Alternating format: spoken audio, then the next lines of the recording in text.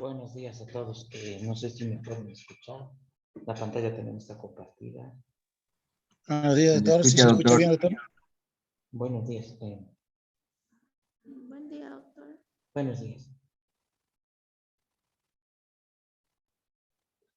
Bueno, hoy vamos a continuar con lo que es la primera clase que tenemos, que es oximetría de pulso, que es una forma de monitorizar lo que es un quinto signo vital, que es la saturación de la hemoglobina.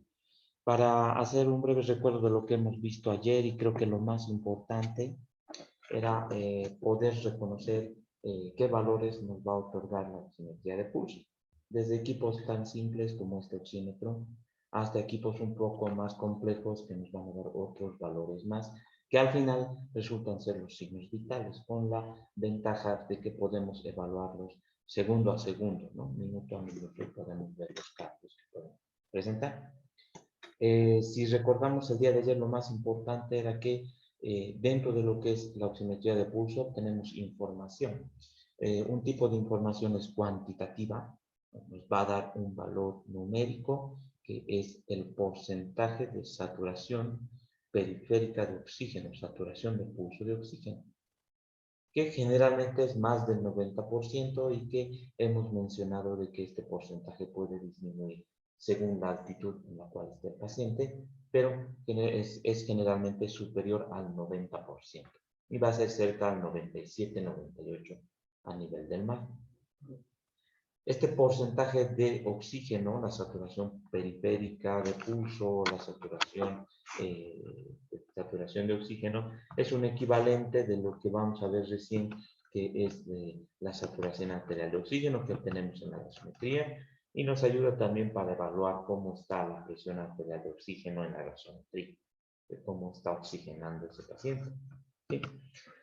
Este es un primer valor cuantitativo que debemos interpretar. El segundo es un valor cualitativo, es decir, no es un valor numérico, sino que es la forma de una onda, que es la pletismografía, que es esta onda de pulso que vamos a ver en estos equipos pequeños. Incluso se puede configurar apretando varias veces este botoncito, o directamente en este monitor que nos va a dar la onda de pulso, o también llamada pletismografía.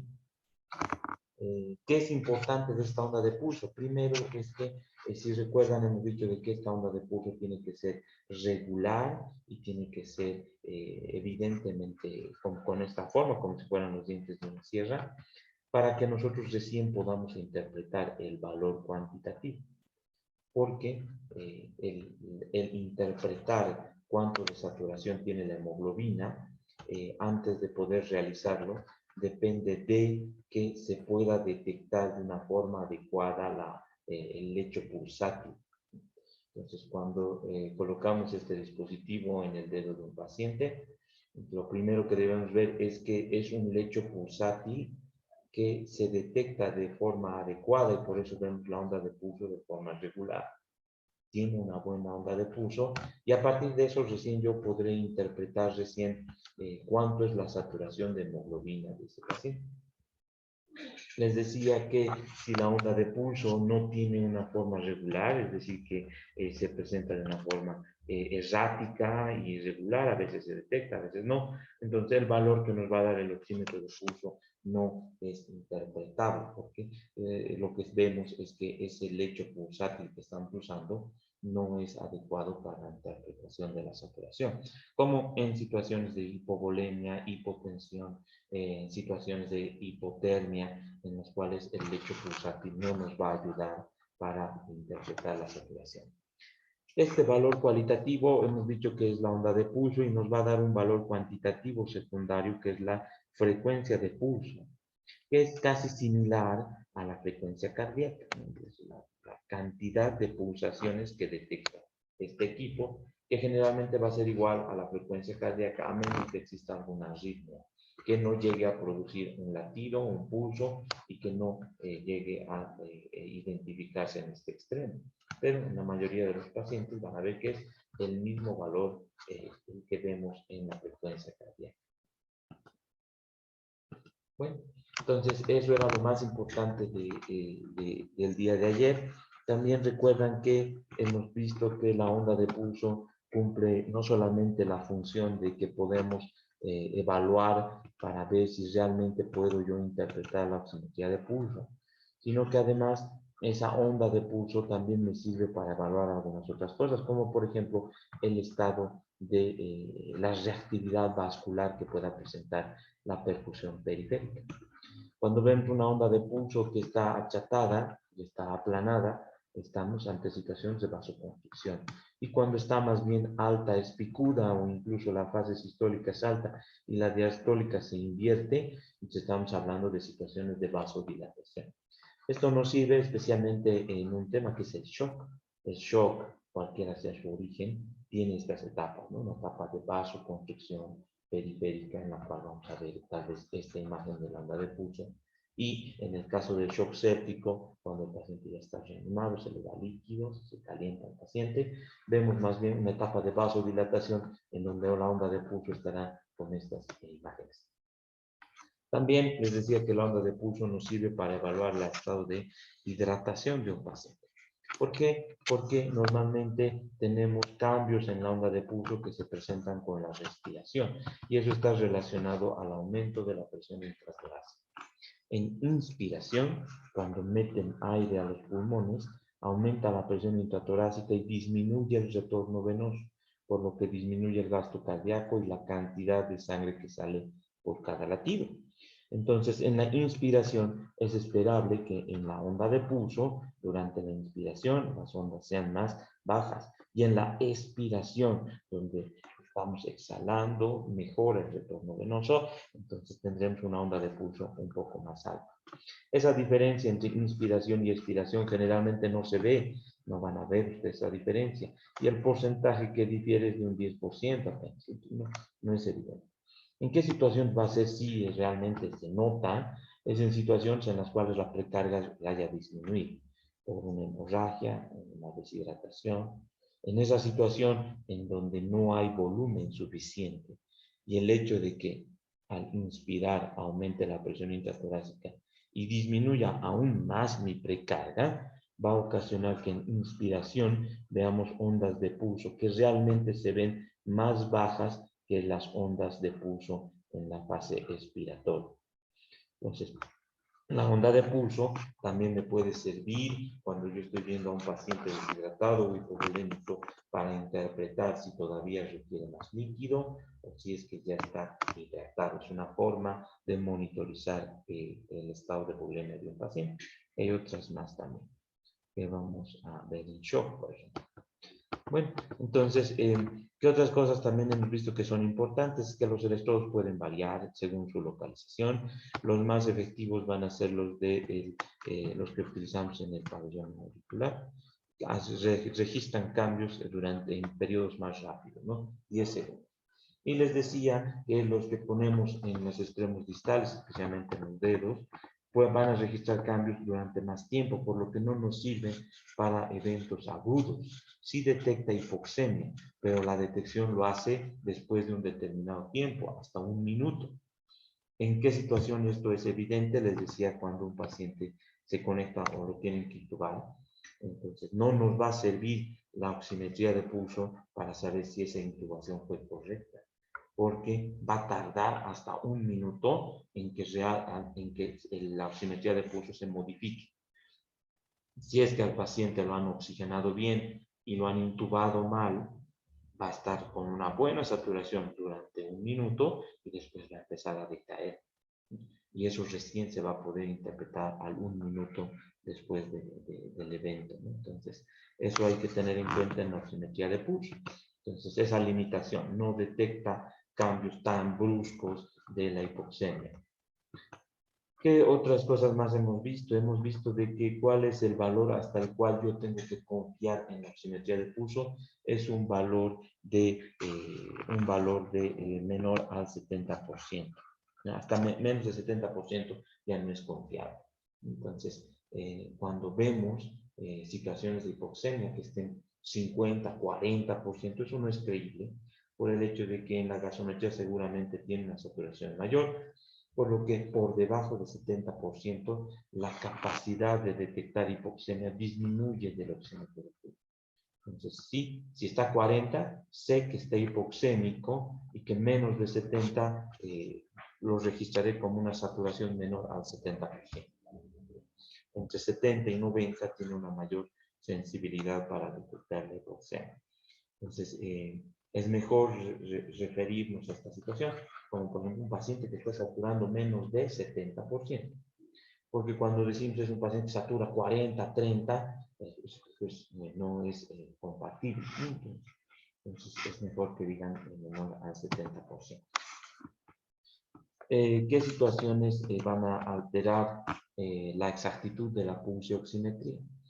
Varias cosas. Primero, la intoxicación con monóxido de carbono. En la intoxicación con monóxido de carbono, el dióxido de carbono se adhiere mejor a la hemoglobina y produce una situación de hipoxemia, porque la hemoglobina lleva dióxido de carbono a los tejidos, no al oxígeno en los tejidos. Pero esto en la oximetría de pulso vamos a ver que más bien la saturación se encuentra dentro de valores normales. Entonces, en pacientes con intoxicación de monóxido de carbono, la saturación de oxígeno no nos va a servir para su interpretación, más bien va a ser normal. ¿Qué otras situaciones pueden alterar el uso de la pulsioximetría? Uno sería la piel pigmentada. No en un gran porcentaje, especialmente en la ictericia. Hace cambios que no son tan llamativos, pero sí produce cambios en la saturación, cambios hacia el valor más bajo. Entonces nos va a dar como si fuera un paciente que estuviera desaturando los pacientes ictéricos. Luego, ¿en qué situaciones también va a ocasionarse algunos cambios? Cuando existe interferencia electromagnética, el equipo puede sufrir interferencia con algunos otros equipos. Cuando está dentro de un tomógrafo, cuando hay celulares cerca al oxímetro de pulso, pueden causar interferencias, por lo cual nos puede dar lecturas bajas de la saturación de oxígeno y falsas alarmas también. La interferencia de la luz ambiental, y esto principalmente en quirófano. La luz intensa, blanca, puede también modificar la respuesta del oxímetro de pulso. Por eso que van a ver que a veces en quirófano nos ponen el oxímetro de pulso y cubren el oxímetro con el dedo, lo cubren para que la luz que está en el ambiente no interfiera con los fotodetectores que tiene ese equipo. Luego tenemos el esmalte de uñas, que tal vez es algo muy común. El esmalte de uñas, y especialmente el de los colores el negro y el azul, o un color verde, produce valores bajos de la saturación de oxígeno periférico. Y el esmalte rojo y el púrpura no producen ningún tipo de modificación. Entonces, en emergencias, cuando vean, lo primero que hacen, o bueno, lo que deberían hacer cuando se llega a un paciente grave, es las licenciadas, si es una señorita, es quitarle el esmalte, ¿no? Limpian el esmalte para poner recién el oxímetro de pulso, sabiendo que esa pintura que está en la uña puede interferir con la interpretación. Y lo más importante, y creo que lo fundamental, es situaciones de baja percusión. Entonces, ya hemos dicho que el oxímetro de pulso solo se interpreta cuando la onda de pulso se ve de forma regular.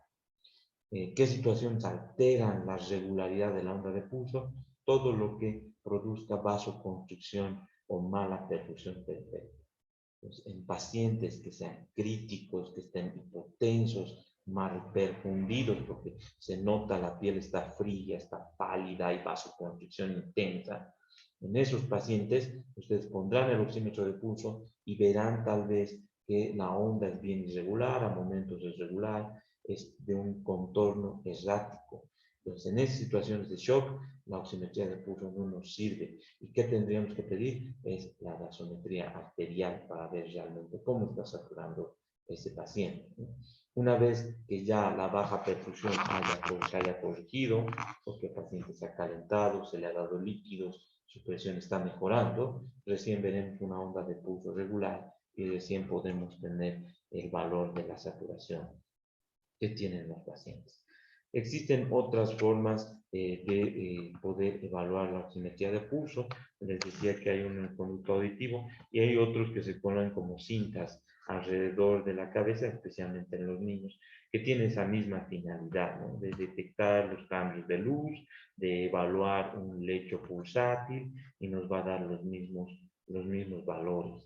Saturación, onda de pulso, frecuencia de pulso. Los que están localizados aquí en el conducto auditivo y estos que son colocados a nivel de la frente tienen la ventaja de que reaccionan más rápido a las situaciones de hipoxemia. Lo que les decía que en un dedo tarda hasta 1 minuto en ver los cambios, en este otro tipo de oxímetros van a tardar entre 10-15 segundos en ver situaciones de hipoxemia, que nos ayudan más para detectar eventos agudos. ¿Sí? Bueno, entonces aquí ven los mismos factores que nos dan lecturas falsas, dependientes del sensor, el tamaño incorrecto para el paciente, oxímetros de pulso pediátricos deberían ser utilizados para que sea un sensor mal colocado. A veces van a ver que lo colocan al revés, que el sensor esté húmedo, el esmalte de uñas, que hemos dicho que hay que despintar, y evitar la luz ambiental excesiva. Situaciones que interfieren es el movimiento excesivo del paciente.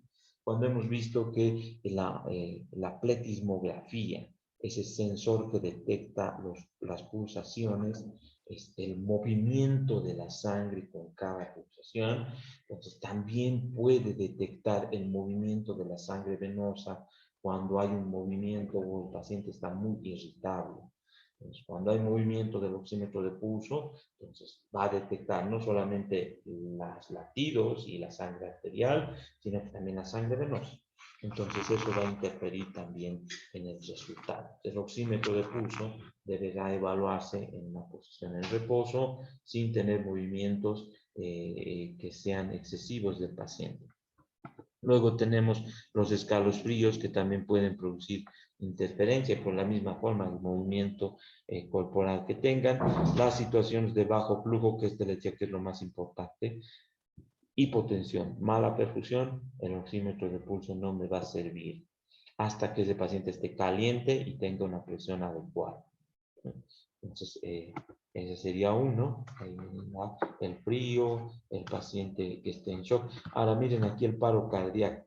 Quiero aclarar, muchas veces van a ver que cuando un paciente sufre un paro en emergencias o en terapia intensiva, muchas veces alguien viene y le dice hay que ponerle el oxímetro de pulso y lo primero que hace es tratar de monitorizar su oximetría de pulso antes de realizar la reanimación cardiopulmonar. Eso ocurre, ¿verdad? ¿Ustedes creen que un paciente que tiene un paro cardíaco, que no tiene latidos, no tiene pulso, va a poder ser adecuado evaluar la oximetría de pulso? Nos servirá para saber si ese corazón vuelve a latir o no. Entonces, no nos va a servir, ¿no? Muchas veces en emergencia hay un paro y están poniéndole el oxímetro y están viendo cuánto está saturando, cuánta frecuencia tiene. No tiene sentido hacer eso. No nos va a ayudar para detectar si el paciente vuelve a latir o si el paciente empieza a saturar mejor. No tiene sentido. Y bueno, las otras medidas más que les había mencionado. No sé si tienen alguna pregunta hasta esta parte de este tema. Ahora vamos a ingresar a un segundo tema, que es el de gasometría arterial.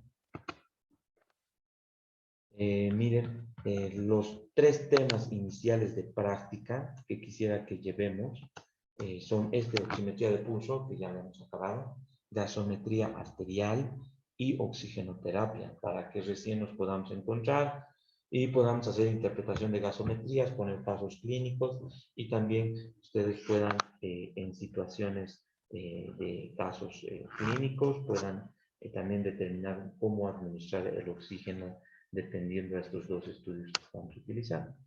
Entonces yo creo que lo vamos a acabar hasta el sábado o domingo, estos primeros 3 temas. No sé si tienen alguna pregunta, si no, vamos a empezar el siguiente tema, que es gasometría arterial. Bueno, entonces hasta hace unos minutos hemos hablado de una forma de monitorización de la función respiratoria. Es la pulsioximetría, que es un quinto signo vital, ya saben, es una forma no invasiva de monitorizar la oxigenación. Nos ayuda a saber cuánto tiene la presión arterial de oxígeno ese paciente, y además tiene un equivalente en la gasometría, que es la saturación arterial de oxígeno, que está en la gasometría y que es casi similar a la saturación periférica de oxígeno. Entonces, las ventajas: usar de manera continua, evitar no ser invasivo y poder utilizarlo segundo a segundo con las debidas consideraciones. En el caso de una gasometría, va a seguir siendo el gol estándar para el diagnóstico de insuficiencia respiratoria. El tema de gasometría arterial lo vemos en dos momentos diferentes.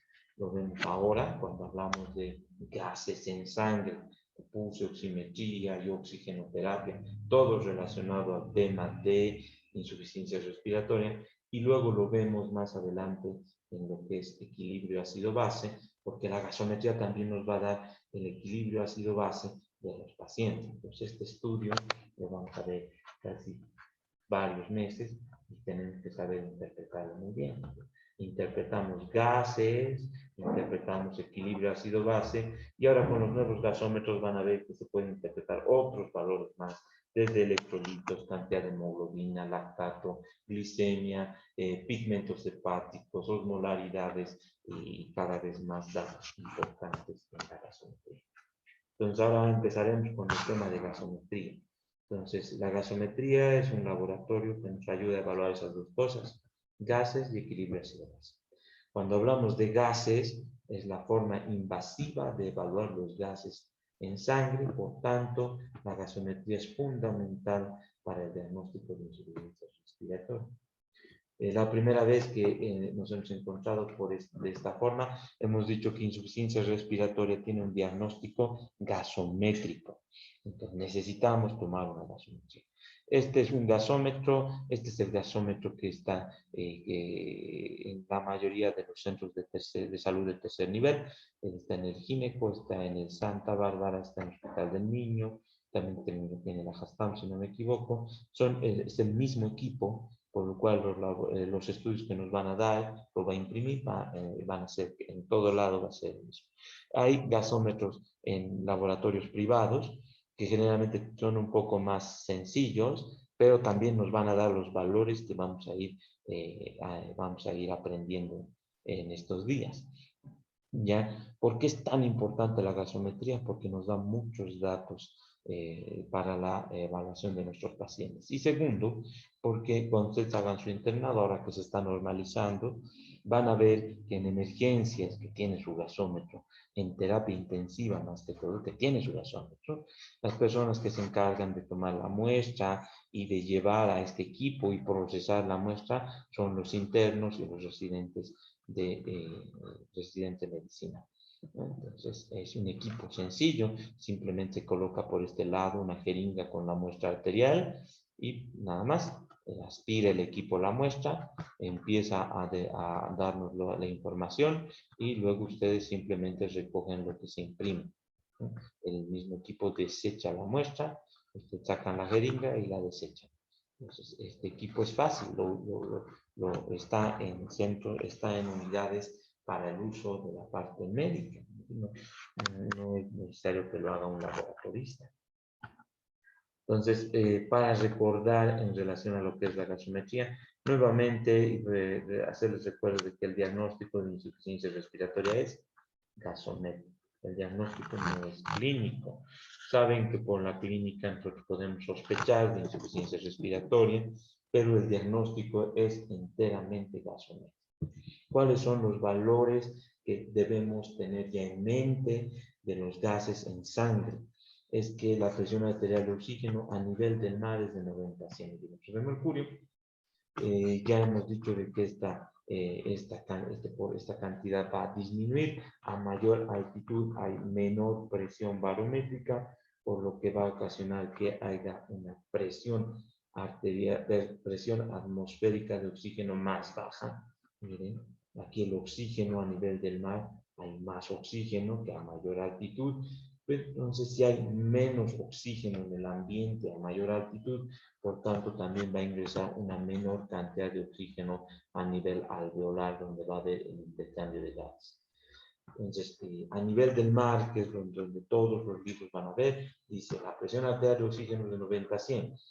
Eso es a nivel del mar, y a nuestra altitud va a ser entre 65 y 75, 60, 70 aproximadamente. En Sucre ese es el valor normal.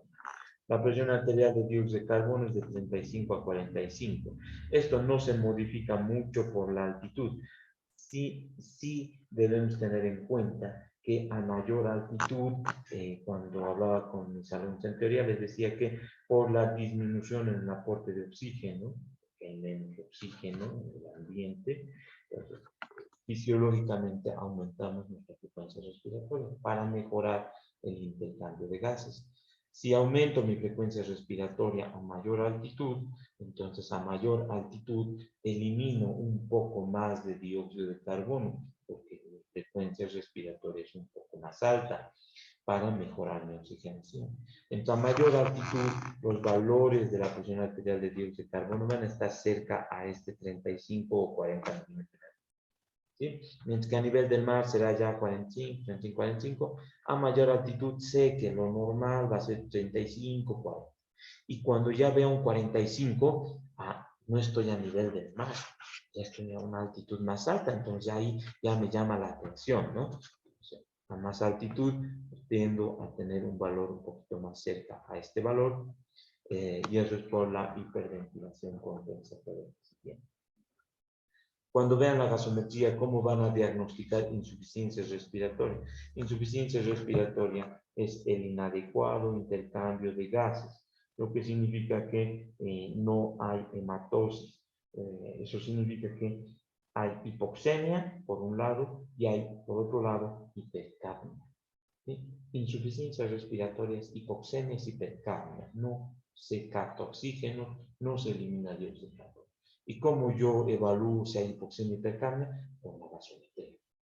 Ya sé los valores normales, de 60 a 70 en mi altitud, 35 a 45 de presión de dióxido de carbono a mi altitud, un poquito más cerca al 35, 40 a mayor altitud. Eso es lo normal. Cuando insuficiencia respiratoria se habla a nivel del mar, nos dice que la presión arterial de oxígeno es menor de 60. Y la presión arterial de dióxido de carbono es mayor a 45, más de 50. ¿No? Entonces, esto va a cambiar. Pues, para nosotros lo normal es 60, 70. No podemos nosotros estar en insuficiencia respiratoria. Entonces, el valor va a ser a nuestra altitud menor a 40 de presión arterial de oxígeno para hablar de insuficiencia respiratoria. Menos de 40 es insuficiencia respiratoria. De 40 a 60 es hipoxemia y de 60 a 70 es el valor normal. ¿Bien? Entonces, puede subir más de 70 la presión arterial de oxígeno. Sí, en aire ambiente lo normal es de 60 a 70. Si es un pulmón sano y ustedes le dan oxígeno, le aportan oxígeno, va a subir ese 70 y puede llegar a valores por encima de 100 milímetros de mercurio, porque le están dando oxígeno. ¿Bien? Entonces, eso vamos a ver más adelante. Espero que ustedes sepan que un pulmón sano, dándole oxígeno, supera los 60 o 70 milímetros de mercurio, es importante ahora. Entonces, y el otro valor, cuando hemos dicho aumento de la dióxido de carbono más de 45 o 50, se va a mantener igual para nuestra actitud. Sabiendo que ya con 45 ya me llama la atención, porque estoy a una altitud en la cual mi frecuencia respiratoria es un poquito más alta. Sí, entonces, ahora también debo hacer recuerdo esta diapositiva. La insuficiencia respiratoria se produce de dos tipos. 4 ahí dice, ¿no? Pero los dos tipos son más importantes que vamos a ver en la gasometría, son los dos primeros. Hemos dicho hasta ahorita que insuficiencia respiratoria es hipoxemia y es hipercapnia. No capto oxígeno, no elimino dióxido de carbono. La insuficiencia respiratoria puede ser tipo 1 o parcial, cuando solo uno de estos dos componentes se altera. ¿Y cuál es la hipoxemia? ¿Y cuál no se altera? La presión arterial de dióxido de carbono. En la gasometría, la insuficiencia respiratoria que ustedes van a encontrar puede ser con hipoxemia y normocapnia o hipocapnia. Normal o más bien menos de 35 el dióxido de carbono. ¿Qué tipo de insuficiencia respiratoria es? La parcial.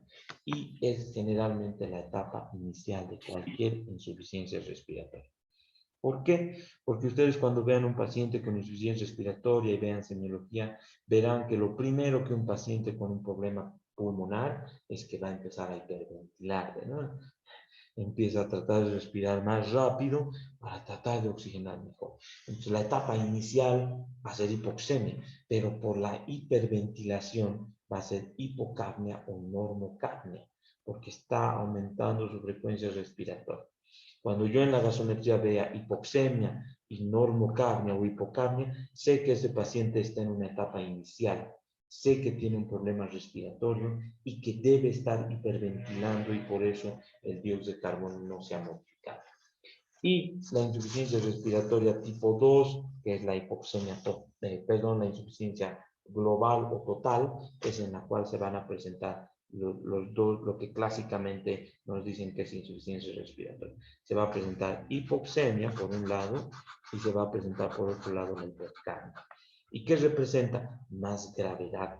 Porque si en la tipo 1 este paciente estaba hipoxémico pero lograba hiperventilar, pero ahora ya está hipoxémico y ya no está hiperventilando, más bien está reteniendo dióxido de carbono, lo más probable es que se esté fatigando, que esté respirando cada vez de manera más deficiente e inadecuada, esté manejando volúmenes bajitos, esté respirando de manera superficial y que ya no esté compensando como lo estaba haciendo en la parcial. Entonces, en la gasometría, ¿qué es lo que ustedes van a encontrar cuando hablemos de insuficiencia respiratoria? Algunos de estos dos tipos. Y en los siguientes casos clínicos que lo hemos hecho el año pasado, todos son de COVID, van a ver que casi todos van a hacer esto, porque todos casi eran pacientes graves. Y antes del COVID, generalmente una neumonía venía así, hipoxemia, y lo veías hiperventilando, veías su gasometría, y estaba con dióxido de carbono un poquito bajo, 30, 28, está con una neumonía, tiene hipoxemia, y no tiene hipercapnia. Entonces, una insuficiencia respiratoria tipo 1, parcial, porque hay hipoxemia, solo hipoxemia. ¿Sí? Bueno, entonces ahora seguiremos adelante. Entonces, cuando ya estamos viendo dos formas de monitorizar la función respiratoria. Una forma invasiva, que es la que ahora vamos a hablar, que es la gasometría arterial, porque requiere una punción arterial, que puede ser intermitente, que son las gasometrías que ustedes van a sacar de forma intermitente, cada 6 horas, cada 12 horas a un paciente a nivel radial, o puede ser continua. Y esta continua es cuando se coloca un catéter a nivel arterial. Se pone una bránula, se canaliza una arteria, se la fija y se conecta un extremo a una solución con heparina para evitar que se coagule y se puede conectar al monitor para ver la presión arterial invasiva. Principalmente para eso va a servir, para ver segundo a segundo cuánto es realmente su presión arterial. No va a ser tomando o utilizando un tensiómetro, sino va a ser colocando una línea arterial. Pero esta línea arterial no solamente me va a servir para la presión, sino que también va a tener un puerto, una llave de 3 vías cerca, en donde yo puedo tomar muestras y sacar gasometrías las veces que sea necesario, sin la necesidad de que tenga que hacer varias funciones en un mismo paciente. Va a tener esa doble ventaja. ¿En qué casos se utiliza? Especialmente en casos graves, críticos, pacientes que estén en terapia intensiva, que requieran, uno, muestras de gases frecuentes, o dos, que estén por monitorización de la presión, que tiene que ser exacta, ¿no? La monitorización no invasiva de los gases, le hemos visto la pulsioximetría, que nos va a dar qué valores, la saturación periférica de oxígeno, que es equivalente a la saturación arterial de oxígeno. y nos ayuda a identificar los cambios en la presión arterial de oxígeno. Si está saturando menos de 90, sé que está hipoxémico. Sé que su saturación arterial de oxígeno en la gasometría debe estar igual bajo. Y luego tenemos otra forma de monitorización no invasiva, que es la capnografía. ¿Qué les decía en los primeros días? Que monitoriza otro gas, que es el dióxido de carbono. Pero esa monitorización que se realiza en pocos servicios, quirófano, en terapia intensiva. Y lo que evalúa es de forma no invasiva la cantidad de dióxido de carbono que sale. Miren, aquí está, este se conecta a un monitor, a veces se conecta al mismo ventilador, y esto se conecta primero aquí al tubo endotraqueal, porque el paciente generalmente va a estar intubado, y el otro extremo se conecta a los corrugados del ventilador que le están asistiendo.